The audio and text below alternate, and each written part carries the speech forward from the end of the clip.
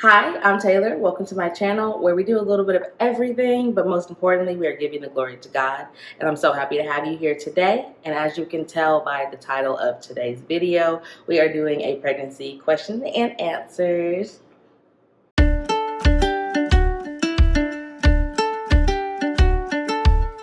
I had quite a few questions regarding my pregnancy, and so I let my followers on Instagram ask me a few questions to make today's video. And if you aren't following me on my Instagram at Taylor Sundry, go ahead and give me a follow and subscribe to my YouTube while you are at it. If you can't tell, I'm already a little bit of a yapper, so I gotta make sure I'm not parched. Side note, lemon water. And that reminds me, if you are drinking anything that's like refreshing, because I tried the lemon water, love it. I tried the cucumber water, did not love it. I'm always looking for refreshing drinks that aren't too like heavy in sugar because I'm trying to, watch my sugar intake. And also, as we stated, this is a pregnancy questions and answers. So if you hear a baby in the background or some other kids, because I do have kids with the S, I got 4 kids. Just disregard it, okay? What was your favorite part of your pregnancy? This time around for this pregnancy, my favorite part definitely had to be how intentional I was about it. I downloaded the baby app to keep track of it. I spoke to baby at every time that I could. I really just immersed myself in the journey and was graceful about it, intentional, just because I realized how important it is to care for yourself while being pregnant, because we love to talk about generational trauma and not taking care of ourselves and our babies when they're in the womb, and it starts with them in the womb, not just when they get here. So I really just wanted to make sure that I was taking care of myself and making sure that the baby was going to be taken care of because I took care of myself. How did you react when the baby first moved? So, funny story. Most times when you're pregnant, the baby doesn't move until very later in the pregnancy, and you can actually feel it. So maybe like 20-ish weeks is usually when you will start to feel the baby move. But for me, I actually felt the baby move probably at about 6 to 8 weeks, which is kind of crazy because it's literally the size of not even a blueberry, so smaller than a blueberry, maybe like a kidney bean or something like that. Baby is very tiny at that point. So typically you won't feel the baby move, but I did, which led me to question number 3. How did you react when you first found out that you were pregnant? I took a test because I felt the baby move at about 6 to 8 weeks. And that's super early. That's typically around the time you will find out that you're pregnant. And so I felt a little something, a little tingle in my stomach. And I was like, girl, are you pregnant? And it could have been me mixed with a little bit of Holy Spirit. So I walked to the store to get a pregnancy test, because at the time I was just loved exercising, and so the store was really close to my house. I walked to the store, grabbed me a test, came home, and I took that thing because it was just, I couldn't shake the feeling that I was pregnant. And so I took the test, and when I found out, I cried. Very much cried, because already having 3 children, my oldest at the time was only 4. I was not looking or expecting to be pregnant. We were using protection. And so being pregnant, and we had also went through some things as a family recently, which I don't want to get into too much of that right now. But at the time, I just could not, on top of everything else, believe that I was pregnant. And so, and maybe it was the pregnancy hormones too, but I definitely cried. Because I did not want to be pregnant. I felt like that was definitely the wrong time for that to be happening. But, God, he gonna work everything out for his greater good, and we just gotta trust in him. So eventually I did, come around to the idea of being pregnant, because once I get pregnant, that's it. Like, there's no X-naying the baby. I'm very much, if I'm pregnant, I did what I did to get here, you're gonna stay here. Cool. But that's just me, different strokes for different folks. No pun intended. Did you feel more confident during your pregnancy? This pregnancy, yes, I did. I stayed doing my makeup. I kept a cute little outfit on, and I documented it, like I said, on my Instagram, but also my TikTok, just because I want I didn't want to lose myself in the pregnancy, and so I very much still did my hair, still did my makeup, put on cute outfits from start to finish. Literally, all the way up until birth, I made sure that I did my hair, I did my makeup, and just made sure that I did not feel like I couldn't present my best foot forward just because I was pregnant. And I know sometimes there were times where I was super tired, and so it wasn't like an everyday thing, but I definitely made sure to make the mental note of we getting up, we doing our hair, and we gonna be cute. Period. Does it hurt having your skin stretched as the baby grew? That's that question was kind of like, but I guess from like the person that asked, they don't have children, and actually I think it may have been a male that asked. I got a lot of interesting questions, and as far as did it hurt, honestly, that's kind of one of those things where it just happens. You don't necessarily feel your like, because it's gradual and happens slowly over time, you don't feel your skin being stretched. So for me, no, it didn't hurt just because it just gradually happened. You know what I mean? Like that would be the okay. You know what? I'm not even gonna go there. I'm gonna leave that where that is. Does it hurt when baby moves, and what does it feel like? For this pregnancy, it definitely it hurt for me this time. Not when the baby moved, but towards the end, as the baby got bigger, the baby would sit at the very front of my stomach and kind of push out. And so for me, that part hurt. And I guess more so because it was like towards the end of the pregnancy, the baby was getting bigger. When baby drops at the end, that hurts a little bit just because, your hips are spreading and baby's getting in position. So imagine having a watermelon just sitting in your stomach at the bottom. That part hurts.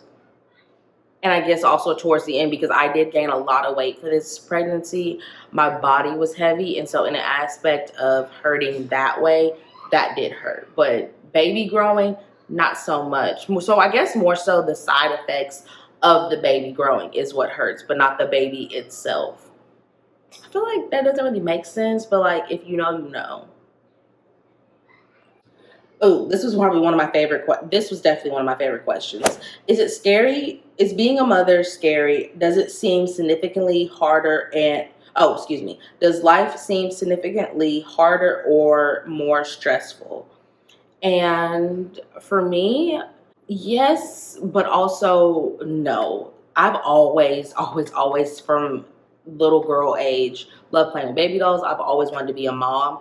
And so for me, it has like this freedom of being a mother. And I say freedom because I also coincide me being a mother with the same time that I found Christ, well, refound him and started living in that. And so my motherhood journey has been freeing for me because I have unlearned some of the traumas that I went through as a child, and it has pushed me to grow more. And so with more knowledge, there is freedom. And because I have grown in knowledge because of my children and taking those avenues of learning about motherhood, learning about trauma and generational trauma and how we pass it on, and just learning about parenting skills and things that you can do to enhance your life as a mother, I feel like that's where the freedom comes in for me. And there are times when I do feel stressed, but then I look at why am I feeling stressed? What about this situation is stressful for me? And so having the idea of breaking things down and being logical about it, I feel like that really came into play for me when I became a mother, because it wasn't just about me anymore. It gave me the idea of, I have these people that I'm raising. How would I want them to be when they hit my age? What thought processes would I want them to go through when they're an adult? And so it honestly gave me a new outlook on life. And I know that's kind of cliche to say, but because of my children, I have grown because I'm looking for ways to grow and to be better, not for me, but also for them. So I feel like that's where the freedom in motherhood comes, but also because I'm more likely to say no to, I'm definitely going to say no to things that I feel like may be bad for my children. And so I'll take care of them better than I take care of myself. And I know that's not good sometimes because you can lose yourself in your motherhood, but it gives me a more of a reason to be like, you know what? Nah, not so much. And I feel like being able to say no to things is freedom. Because if you say yes to everything, then you're bound by that. You're bound by your neediness and willingness to just do any and everything because someone asked you to. But being able to say no to things, that's power, that's discipline.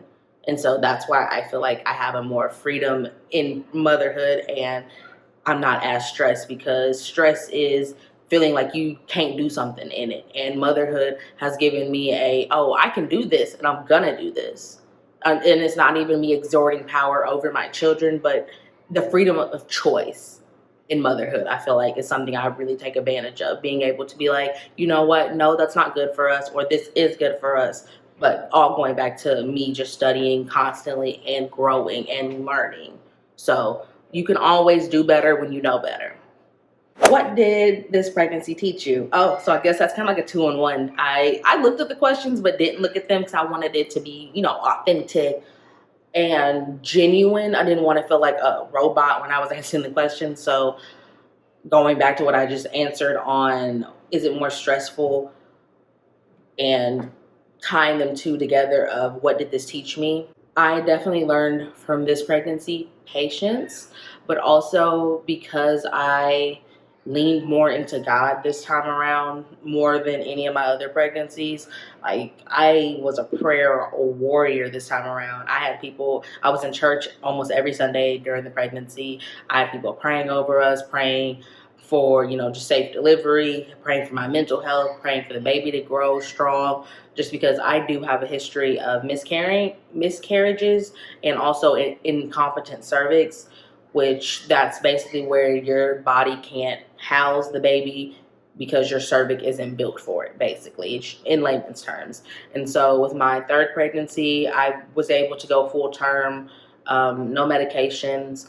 And for my first two, I had to have medications.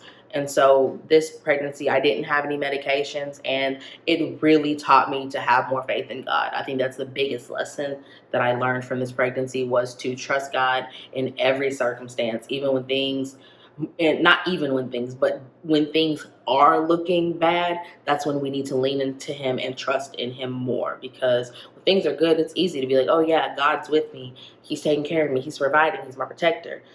And I know y'all hear baby crying in the background, but don't worry about that. Daddy got him. Okay, so like I was saying, it's easy to say that God is with you and everything is good and grand, but when He is taking you or allowing you to go through things that you're not necessarily happy with, trust that He is with you in those circumstances too. Because even then, that's when you will notice you need to lean into Him even more than when the times are happy and everything's going your way. Why did you wait until birth to find out the gender, and was it hard? I decided to wait this time around just because I did suffer from gender disappointment with my other 3 pregnancies that were full term, and so I just didn't want the baby to feel that again. And like we discussed earlier, generational trauma, but everything starts with when you're pregnant with the baby. And so what you feel, what you eat, everything is put into the womb of the baby. And if I could prevent those emotions, I wanted to.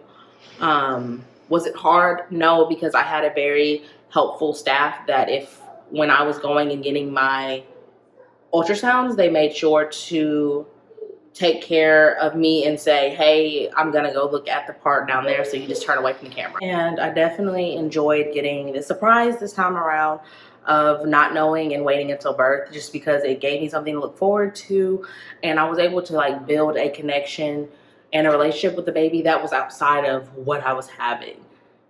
So, and honestly, I really didn't worry about it too much, just because after having 3 boys back to back, if I had a girl, that would be super exciting. But if I had another boy, it would just be adding another to the craziness that already goes on in our house. Big question that everyone always asks, because I'm already at 4, do you want more kids? And I don't think I'll ever be able to fully answer this question, just because I feel like there's a part of being a mother that you will always want more. I know that's different for some people, because some people just don't really want more kids once they get to the number of they feel like they've had enough.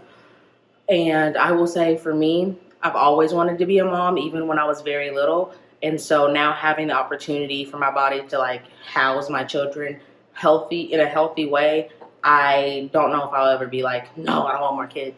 Just because I even realized the other day, when my kids are older and they have their own kids, I'll be a grandma and I'll get to experience that. So even then, it's like that's still technically more kids. They're not your kids, but they are your kids.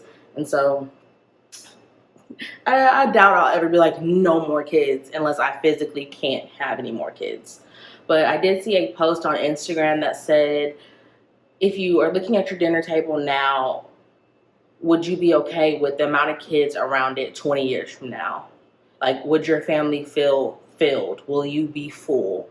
And it got me thinking, I don't know if that's a good question for me because I grew up watching movies like Daddy Daycare, Cheaper by the Dozen. There was a whole bunch of kids. So 4 seems like a lot now, but back in the day, they used to have like 10, 12, 13 other things. Like I think big families are a beautiful thing, especially when it comes from a loving household. So I don't know. And do you have any tips or advice for first-time moms?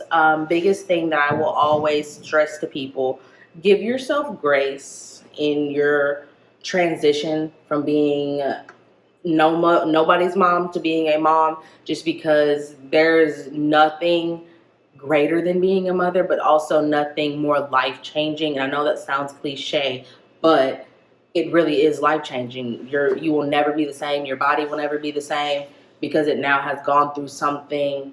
In a sense, it's kind of traumatic, but not in a way that's like, oh my gosh, but it will literally never be the same. Like if you broke your leg and it needed to heal again, it would never be the same because it now went through something that changed the way that it functions. That's a pretty good analogy. But pregnancy and childbirth is the same way. You genetically are never the same once experiencing that. It's like a woman getting her period. You are never the same after. And so I just think that grace is important, but also, like we said earlier, getting that knowledge of knowing how to maneuver through things. So if you can get a village, that would be great. But if you can't, then you need to learn how to make a system that is best for you and your baby. Not everybody's relationship and journey and pregnancy and becoming a first-time mother is the same. So you can't look at them and wish that you had what they had, because you don't know what they had to go through to get to where they are, but you also don't know what you're going to go through to get you to where you need to go. Because what's for you is for you and what's for them is for them. Take care of yourself, eat right. And that's not even like eating only healthy. Sometimes if you need some chocolate, eat some chocolate. If you need something sweet, eat something sweet. Because caring for you, it is not just a way of being healthy, but it's also caring for your mental, caring for yourself spiritually.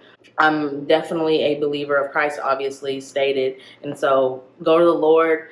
It's nothing like being able to rest your cares on someone that you know is going to take care of you through and through. Point blank, period. Honestly, I feel like being a mother is the best thing that has ever happened for me. I don't know who or where I would be without my children and what I have learned through the experiences of having them and nourishing them and helping them grow into the best versions of what the Lord has called my children to be. They have definitely impacted me in a way that I am so thankful for. And I'm an advocate for women to become mothers. Not everyone is going to become a mother. That may not be their route. Some people genuinely don't want kids, and that's, to each his own. But me, I'm a mom. I stand by it. I love my little monsters. I love what we have created, me and my husband, and it is nothing that I would change for the world to have gone through everything that I have from my pregnancies to be where I am now. I just think being a mother is the coolest, best thing ever. You learn things about yourself, you learn things about your kids, and I love it. And I would love for you guys to be able to experience it too. If you have any other questions regarding pregnancy or being a mom or anything else, please feel free to drop them in the comments. If you're not comfortable doing that, then you can always follow me on Instagram, DM me there. I would love to be able to give you some motherly wisdom and encouragement. And most importantly, I love you. But God and Jesus love you even more. And I will see you guys in the next video. Bye.